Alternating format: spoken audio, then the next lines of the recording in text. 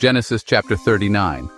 And Joseph was brought down to Egypt, and Potiphar, an officer of Pharaoh, captain of the guard, an Egyptian, bought him of the hands of the Ishmaelites, which had brought him down thither. And the Lord was with Joseph, and he was a prosperous man, and he was in the house of his master the Egyptian. And his master saw that the Lord was with him, and that the Lord made all that he did to prosper in his hand.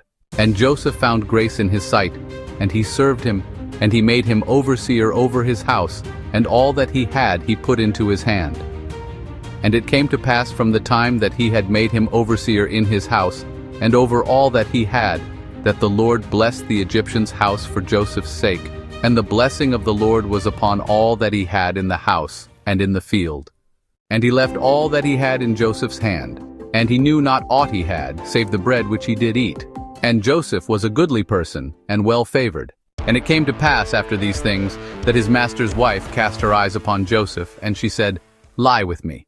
But he refused, and said unto his master's wife, Behold, my master wotteth not what is with me in the house, and he hath committed all that he hath to my hand. There is none greater in this house than I, neither hath he kept back anything from me but thee, because thou art his wife. How then can I do this great wickedness and sin against God? And it came to pass, as she spake to Joseph day by day, that he hearkened not unto her to lie by her or to be with her. And it came to pass about this time, that Joseph went into the house to do his business, and there was none of the men of the house there within. And she caught him by his garment, saying, Lie with me. And he left his garment in her hand, and fled, and got him out. And it came to pass, when she saw that he had left his garment in her hand, and was fled forth, that she called unto the men of her house, and spake unto them, saying, See, he hath brought in a Hebrew unto us to mock us.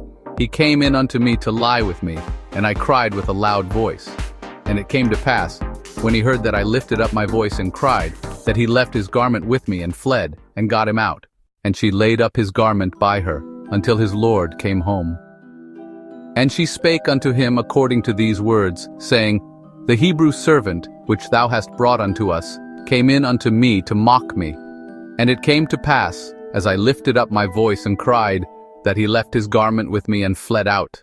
And it came to pass, when his master heard the words of his wife, which she spake unto him, saying, After this manner did thy servant to me, that his wrath was kindled.